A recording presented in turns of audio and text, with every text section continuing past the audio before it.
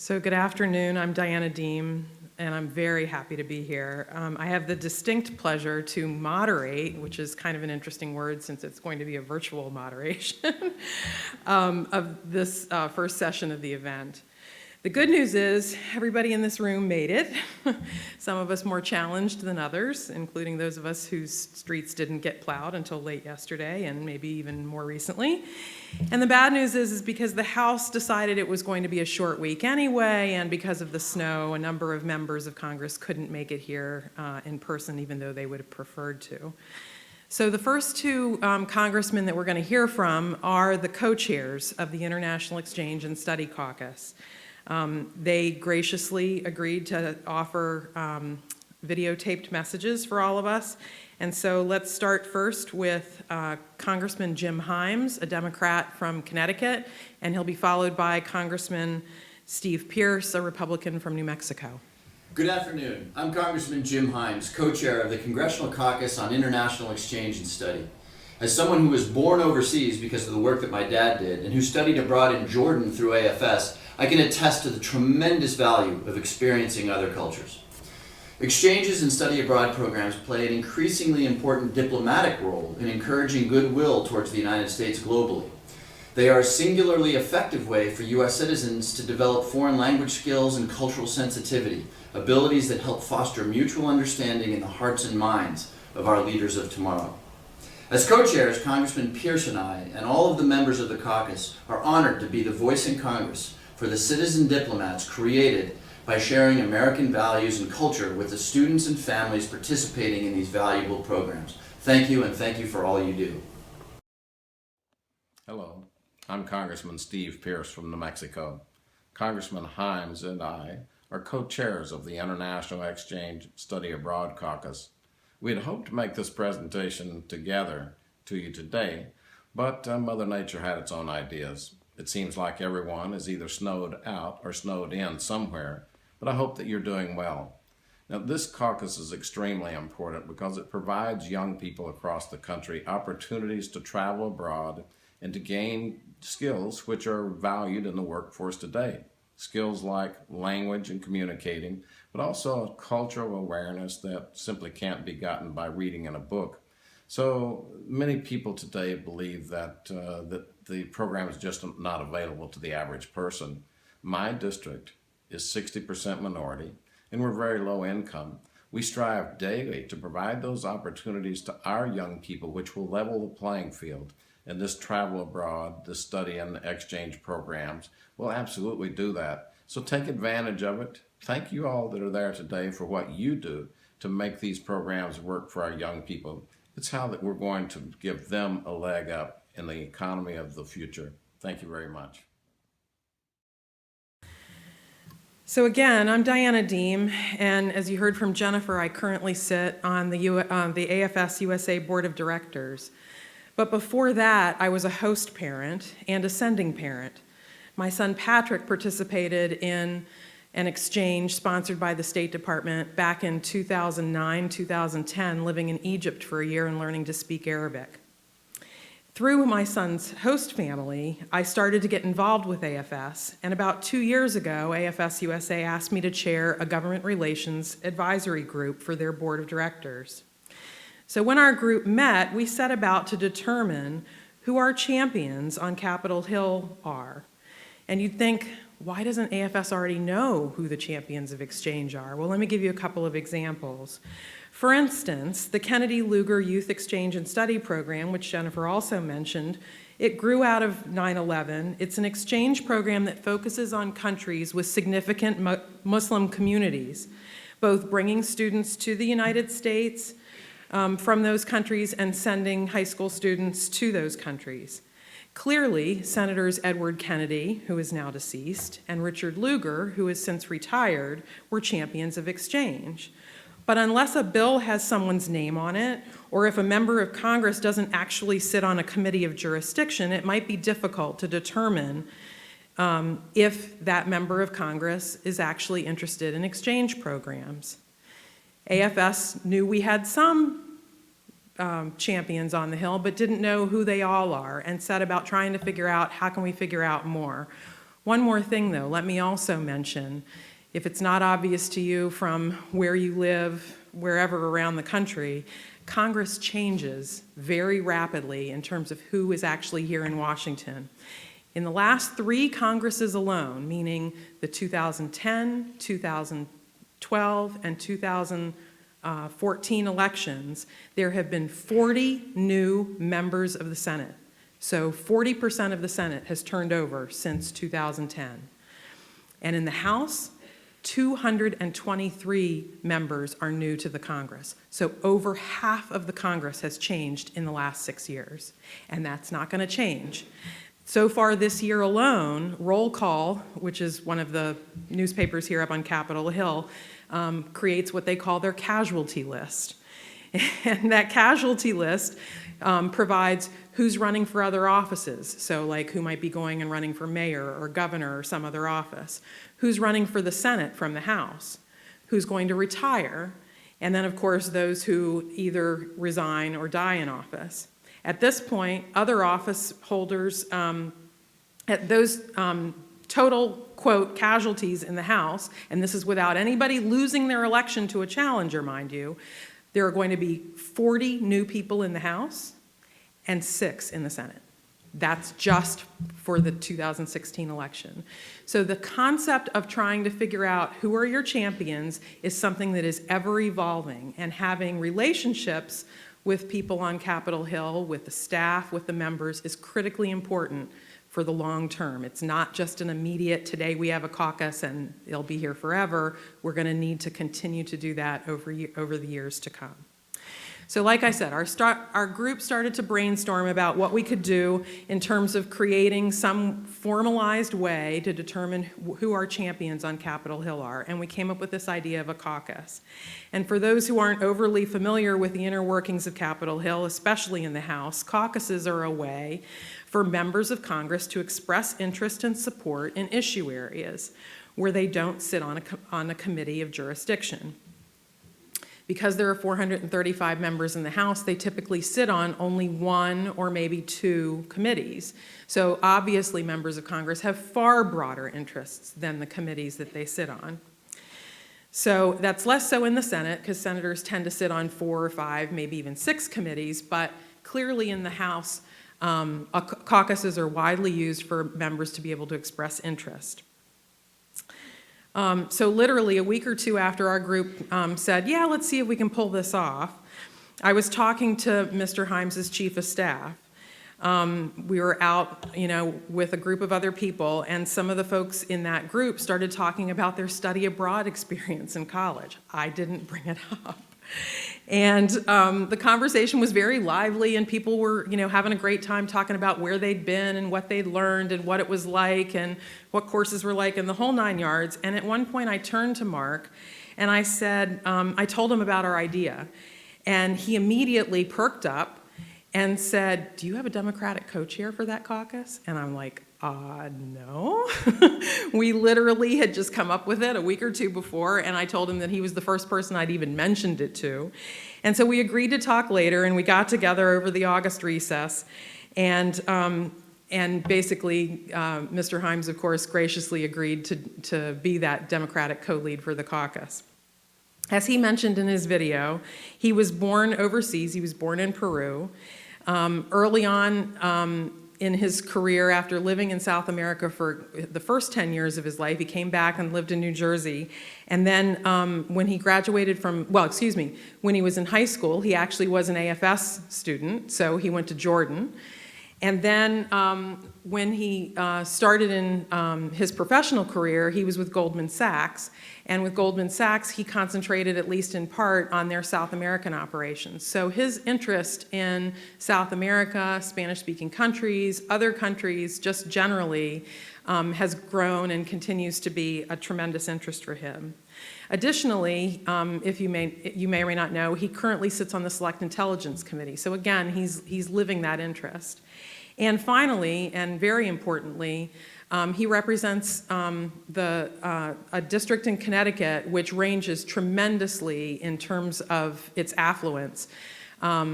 he represents Greenwich, but he also represents Bridgeport. And Bridgeport is an area where there are a good number of disadvantaged students. And so one of the things that Mark, and since then Justin, his legislative assistant, who is our key contact on the caucus, have talked about is how to get this information out to some of the people in their district. So at this point, it was August 2014, and we decided to wait until after the November elections to look for a Republican. And we were met with lots of enthusiasm starting, we started talking to folks in like December and early January. But the offices that I'd met with, they said, we really like this idea. Our boss would be really supportive of the caucus. We might even be interested in joining the caucus, but our office just doesn't have the bandwidth, doesn't have the staff time to be able to do you guys justice. So the search was on. Finally, one day I was in my office, and by the way, I work in congressional and political affairs for the American Institute of CPAs, so I represent CPAs. I was talking to one of my colleagues, and she said, I think my former boss might be interested. She's a Republican. She worked for Steve Pearce. And so she connected me with his legislative director, and I went in and I met with Patrick and with JC, the legislative assistant who has since become our key contact. And Justin and Patrick both enthusiastically embraced this idea immediately. They took it to their boss, to Mr. Pearce, and he obviously, as you can tell from his video, thinks tremendously about the importance of exchange. Again, a little bit about him. He was born to a very large family, not an affluent family, worked very, very hard, and during Vietnam was a combat pilot. So through his military experience, he saw the need, obviously, for cultural awareness and cultural exchange from a very different perspective than others might. Additionally, he commented in his video that the district that he represents is not wealthy at all, and he very much, and JC and Patrick have also talked about this, are very interested in getting information about exchange out to their constituents. So from these two tremendous congressmen and their own vision of what they'd like to see done, we now were able to officially have a Congressional Caucus on International Exchange and Study. In early October, they sent out a press release and a Dear Colleague letter, which is a letter members of Congress send to other members of Congress on things that they're working on, basically asking members to join. And since then, as of today, I think you guys have it I think it's in these, we may have the list of caucus members in here, and if not, it's someplace else in some materials that you'll receive during this meeting. Excuse me. We have officially on that list 16 Democrats and, 16 members of the caucus, 8 Democrats and 8 Republicans. We've since learned that one more, which I'll tell a story about in just a minute, has also agreed to join, and I know of 2 others that are just in the process of getting their information to the House offices to tell them they will join. So let me tell you a little bit about some of these members of Congress and why they're joining, what I'm hearing in my conversations. The first I want to mention is Mike Conaway. Mike is a CPA. He is from Texas and a Republican, and I've known him during the multiple years that I've been with the AICPA. He also happens to sit on the Select Intelligence Committee. I've also known Mike's staff for all these years, and one of them, actually, his family has hosted students many, many times over the years and also was an exchange student himself. So when the idea of the caucus came up, the staff went to Mr. Conaway, and his response apparently was, this is something we definitely need to do for our kids. So again, tremendous embracing of the idea. Another story I want to tell you about is Ed Royce. He's no stranger to the exchange community, of course, because he is the chairman of the Foreign Affairs Committee in the House. One of my friends and I were having lunch, another lobbyist who mostly works with Democrats, before Thanksgiving, and he happened to mention to me an issue that he was working on, and that he was working with Congressman Royce's office, and I kind of looked and I was like, really? Anyway, because some tend to be, clearly one side of the aisle or the other, and I thought this was true of my friend Andy. Anyway, he said that he was going to be going into Royce's office and working on this issue. And I said, would you help me out, get me an appointment with his office? He said, absolutely. He was very good friends with Mr. Royce's LD. Long story short, Thanksgiving happened, emails got lost and, in the shuffle kind of thing. And basically, right about a week, 10 days after Thanksgiving, Andy was going in to have a meeting with Chairman Royce and his legislative director, and the legislative director said to Andy, why don't you just ask him yourself about the caucus? And sure enough, he did. And Mr. Royce's response was, if Steve Pearce and Jim Himes can agree on something, then I ought to be doing it too. Thought that was fabulous. So I haven't brought everyone into this caucus. I'll mention a student who did it. Basically, when the CBYX, which stands for Congress Bundestag Youth Exchange, students were leaving town back in the beginning of September, we knew the caucus was officially going to happen, so it was okay that they started talking to folks. They came to Washington to meet with the member of Congress's office from their home district. One of these students happened to go into Elizabeth Este's office. She's a Democrat from Connecticut. And that student talked to the staff about the caucus and told her that, told the staffer that Mr. Himes and Mr. Pearce were starting this caucus. That staffer took it to Congresswoman Este, and she too said absolutely. So it doesn't take, a government relations professional to ask people to join the caucus. It's all about constituents too. Members of Congress absolutely want to hear from you, and I understand you'll be doing Hill visits tomorrow. And one final story before I move on, and this happened just last week. This is the person who's not on any lists, but has officially joined the caucus. I happened to be at a small event with Elijah Cummings, who is a congressman from Baltimore. He's a Democrat, and he was talking about his childhood. He commented that for the first 6 years that he was in school, he was labeled special education, and obviously treated as a special ed student back many years ago. He's a good 10 years older than I am, so many years ago, I can say. And, basically just given up for, any potential. Well, Mr. Cummings ended up graduating from college Phi Beta Kappa. He ended up going to law school, and one of his absolute passions is working with students and working with the kids of Baltimore who were less disadvantaged than most and giving them opportunities. He started something called the Elijah Cummings Youth Program in Israel. So I looked it up, and he was talking about this last week. I'd never heard of it. It turns out that it is a 2-year fellowship program for high school students in Baltimore that includes hands-on leadership workshops after school and during the summer, building life management skills, also global awareness and social and political activism skills. As he puts it, by providing students in our nation with an education, we help save our children from the clutches of poverty, crime, drugs, and hopelessness, and we help safeguard our nation's prosperity for generations yet unborn. I don't think I can say it any better than he does. Anyway, when he told this story about this program, which includes in that summer in between the 2 years, a month in Israel, I just said, sir, I don't mean to, take over this discussion, which was supposed to be about other issues, but let me tell you something that I'm working on as a volunteer, not for the AICPA, and mentioned to him, my volunteer work with AFS, and mentioned to him the caucus that's been started by Mr. Himes and Mr. Pearce. And he immediately said, yes, I would love to join. And I said, sir, we would be honored to have you.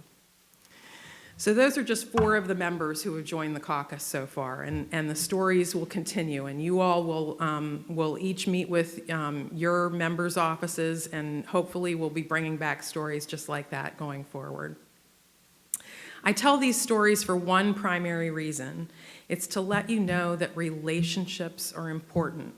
Like I said, Congress turns over constantly. We all need to continually work to know who is going to champion exchange, who is going to let our students, our kids, our young people know about the world around them and the opportunities that exist for them.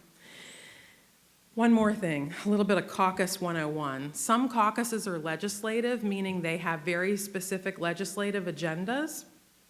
Some are ideological, so there are caucuses on the right and caucuses on the left that are very much about their ideological views. And some caucuses are informational, and I would put this caucus in that category. It's about getting information out first from the caucus to the members of Congress and their staff, and then from the other members of Congress and their staff, or all members of Congress and their staff, to constituents, to know about the importance of exchange.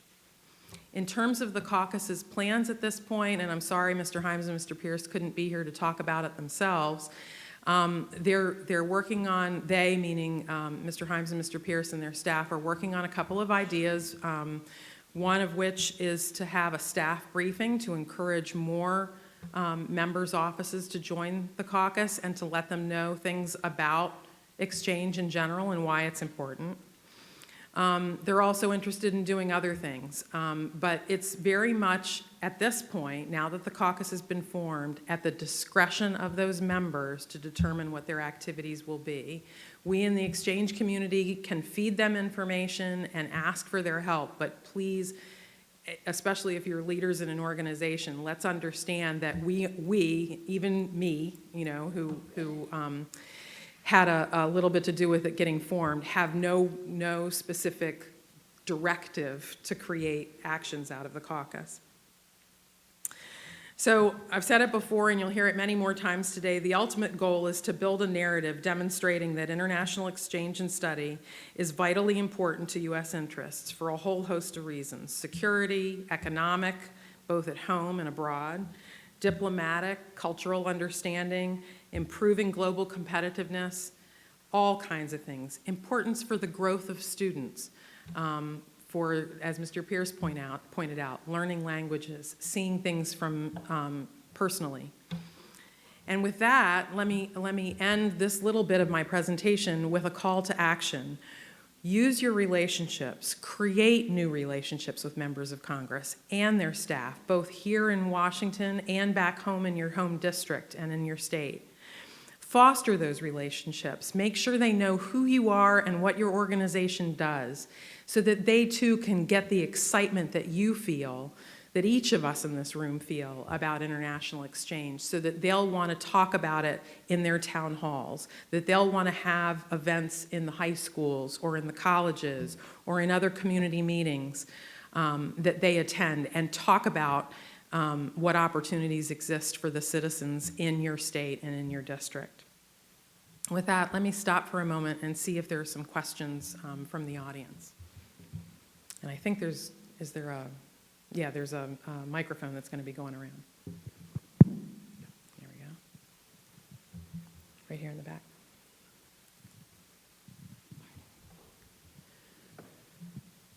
You've talked about all the reasons that people choose to join the caucus. Why do people choose not to join the caucus? That's an excellent question. And so far, I can tell you that no one has chosen not to join the caucus. I've had some offices not get back to me yet, but no one has said no. I hope that answers your question. And I can imagine there will be some no's at some point in the future, but at least at this point, every office that I have been into has met me and those who have been with me with tremendous enthusiasm about what it is we're talking about.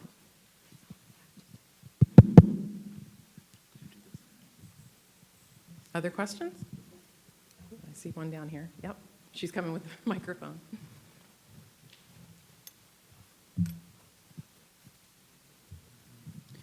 I was a Fulbrighter in 1968 in India. It's about time he got a caucus together.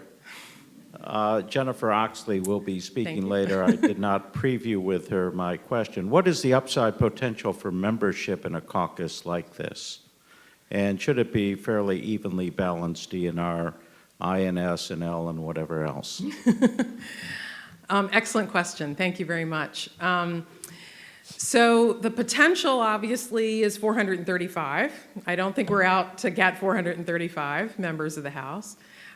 We don't anticipate members of the Senate necessarily to join. But yes, it is very, very important that the caucus, in my mind, remain balanced, Democrat and Republican. The Congress, as all of you know, is currently majority Republican. So if we had a caucus that was 80-20 Democrat, I don't think that would look particularly good to the Republican leadership. Congress may flip at some point, so if the numbers, go up and down a little bit here and there, I don't see any big issue with that. What I don't want to see is like that kind of 80-20 sort of split, because it's not ideological. It's not something where politics in the sense of people's ideological views need play a role, and hence why Mr. Himes and Mr. Pearce, who sit in very different places from the ideological spectrum, agreed to chair it. Thank you. I was tweeted. Technology's good, huh? A question. So I'm kind of new to visiting a congressional office, and I don't fully know how to explain the caucus. What should I say? Good question. Basically, what I would say, I assume you'll be given the one-pager that we've put together about the caucus and who it's meant for. And also, so that'll give the basic background information for the staff to keep after you leave. But most importantly, tell your story. Tell the staffer, I'm assuming that there aren't going to be any member meetings given this week, but tell the staffer your story, why you're involved in exchange, whether you're currently a student headed out, you're a returnee, you're a staffer for an organization, you're a volunteer for an organization, whatever your reason for being there, let the staffer know why you care about exchange and what it means to you and what it has done for you in your life. To give an example, I'll talk about my son for a moment. So he went on this exchange to Egypt. This was before the Arab Spring. He learned to speak Arabic. He came back here. It was a gap year for him between high school and college. He went to Georgetown and ended up going to Tunisia for the following summer to learn more Arabic. He was in the School of Foreign Service at Georgetown, and he now currently works in Dubai for McKinsey. So clearly, this exchange has had a tremendous impact on how he has directed his career. And even more than just sort of what it's done for him kind of on a professional level, his host parents, his host family, I should say, and we have become very, very close. My husband and I have traveled to Egypt twice since Patrick came back. I just was in New York this past weekend with his host mom, host dad, and host sister shopping for a wedding dress. That relationship is tremendously important in both of our families and in our community. When Patrick came home from his time in Egypt, we had a party because he had refused to have a graduation party, and I just think parties are a lot of fun, so we did it when he came back. And we had a ton of people who had heard about Patrick being gone and came back and wanted to hear about what his year had been like. And so our community, our neighborhood, just had this huge impact because only one kid went to the Arab world.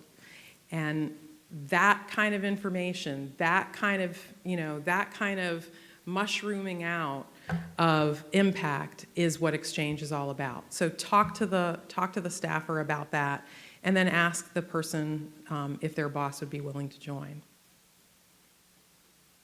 More questions? Yes, right down here in front, whoever's got the mic.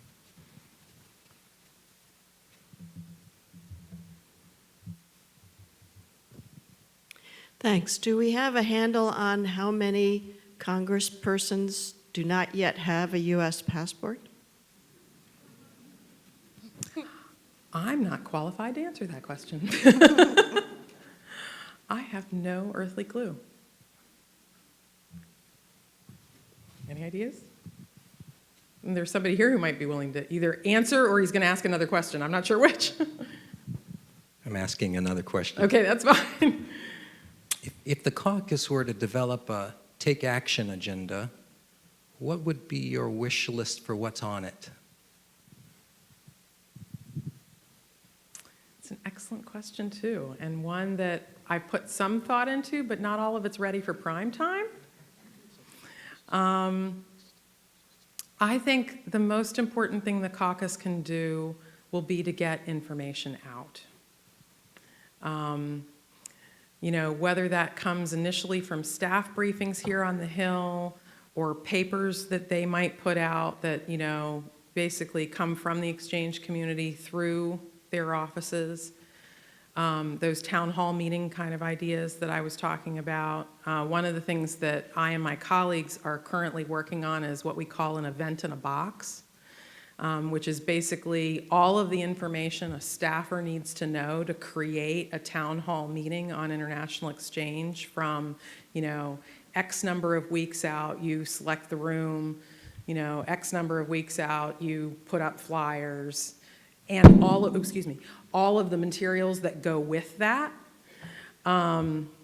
so that members of Congress can literally have a turnkey to be able to talk to people back home, who to invite from their districts, you know, that kind of information as well.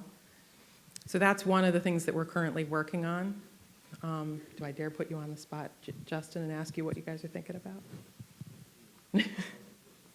Great. I'll just recognize Justin Muse, who is Mr. Himes' staffer, and has been tremendously helpful in working with us so far. And is JC here? I know she was hoping to be here. No, she didn't make it, so hopefully she'll come this evening to the reception. Yep. Hi, good afternoon. I am thrilled because I looked in the book on who's in the caucus, and our congressman that represents my district is in here. Which is whom? Congressman Tonko from New York. So I'm thrilled, yay. He does a lot of programming with us. I had no idea he was a member of the caucus. So I'm thinking, how as a CBM, you know, how can we be a resource for these individuals, you know? I would hate to see that we were forgotten on the side or not thought of as a possible resource. So one of the things now that it's sort of literally getting launched, it's been a bit of a soft launch. Obviously, the fall was not what anybody would have expected, you know, between, you know, the continuing resolution and omnibus and a speaker who resigned. Some things planned, some things less planned that happened during the fall made it really difficult for Mr. Himes and Mr. Pearce to really get the caucus launched. I think there'll be more activity going forward, and part of what we will hope to do is get information out about to the various exchange programs, who the members of the caucus are, and you know, that way people will know, you know, that your member of Congress has already joined, or you can be sort of noodling those who haven't.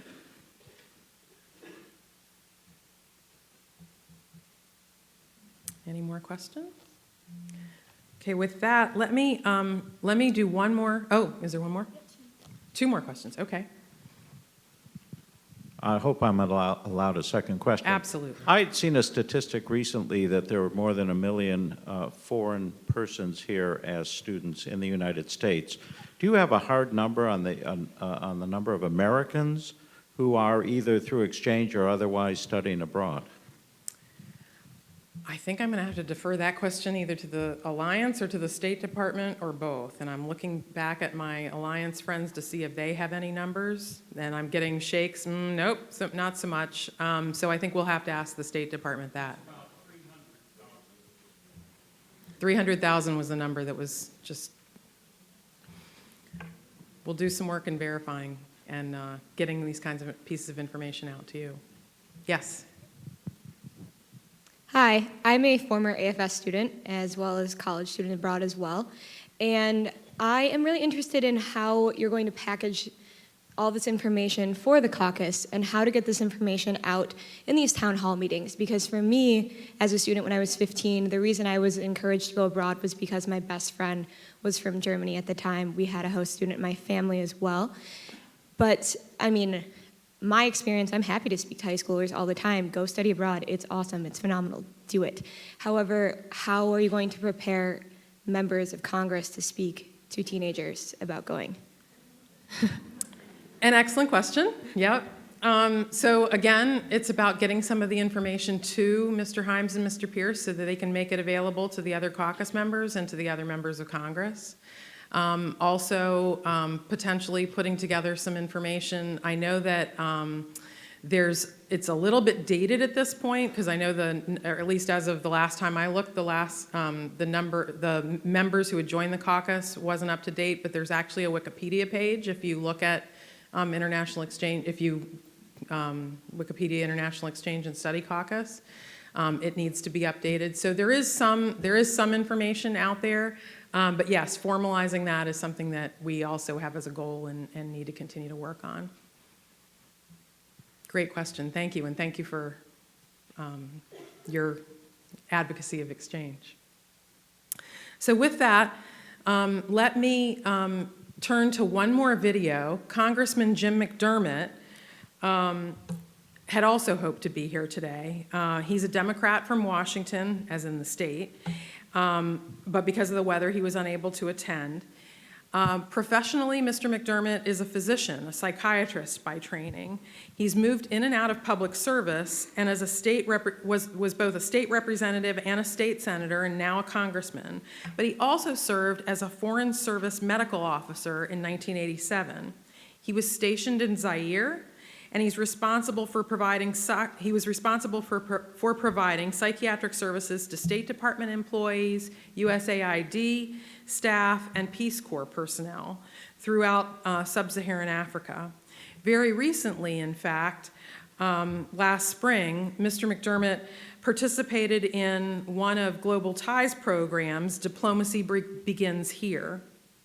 It was a summit hosted by the World Affairs Council, and for those who don't know about this program, Global Ties and their member organizations, in partnership with the Department of State, bring together local, national, and international leaders from business, government, and the not-for-profit world.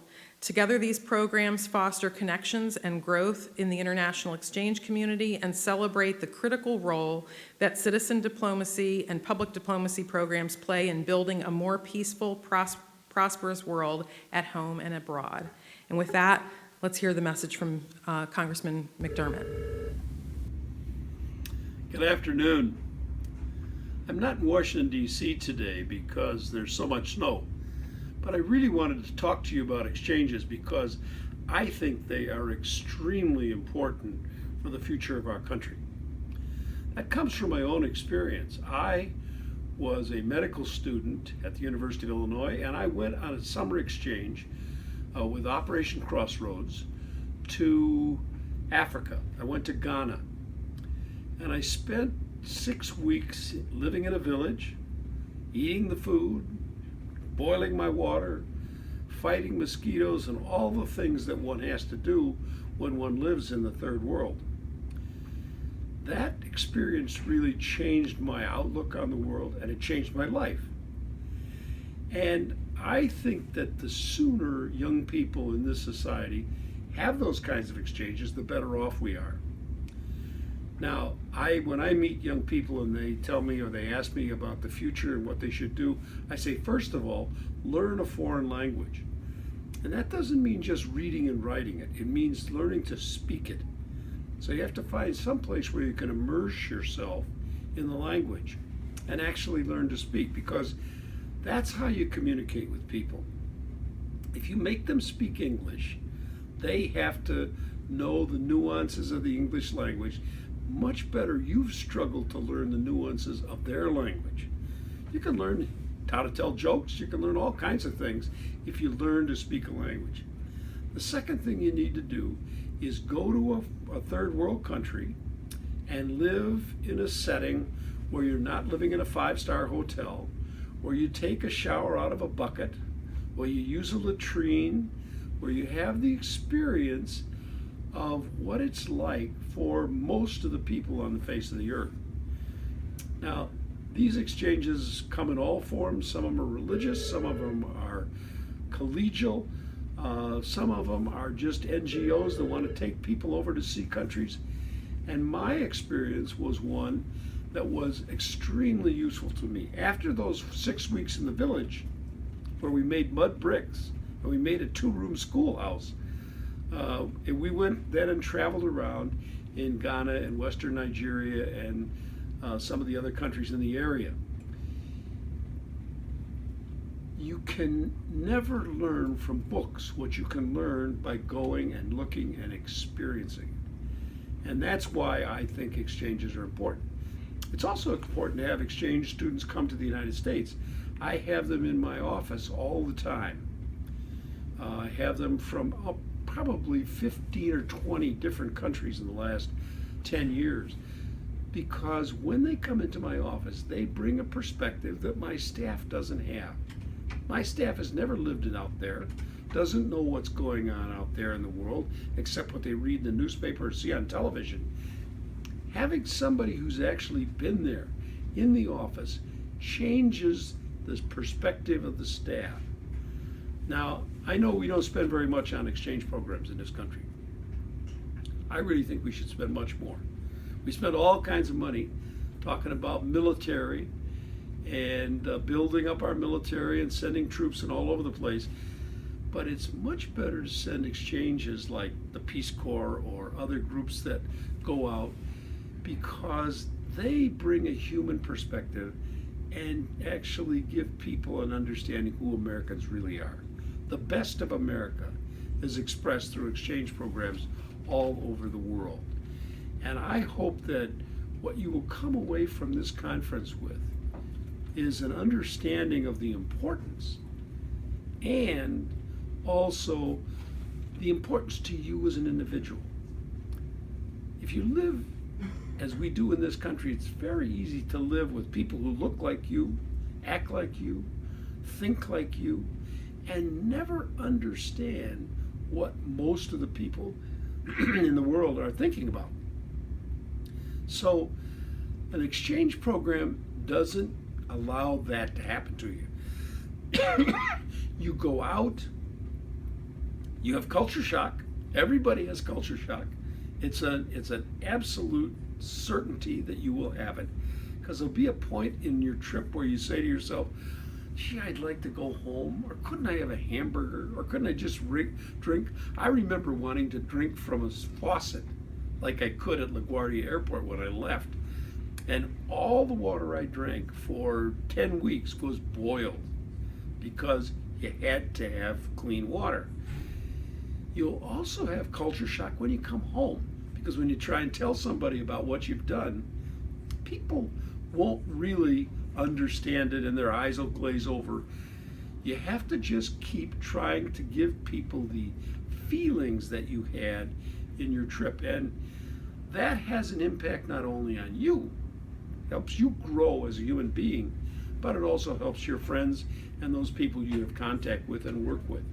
So on every level, exchange programs are good. They're good for the country, they're good for you personally, and they're good for the people around you. So I encourage you in your program today to think about how you can get more and more people involved in exchanges. Lots of people are afraid to go to something that they're not sure of, or that's strange, or the food is unusual, or they're afraid of diseases or whatever. But going out there and putting yourself out there gives you a whole new understanding of the world. And some people just need to be helped. That's what the exchange programs are about, is helping people. The one that I went on was because Reverend Robinson, who was a black minister from New York, knew that the countries of Africa were beginning to be independent. And he found there was nobody in the United States in college who knew anything about Africa. So he took groups of students out, and they went, 16 of us went to a bunch of different countries, and we live there for the summer. That's the nature of what an exchange program is, and you ought to have one. Thank you very much for listening to me. So I want to point out that Congressman McDermott is not yet a member of the caucus. Anybody want to ask him? I think that he's ripe for joining.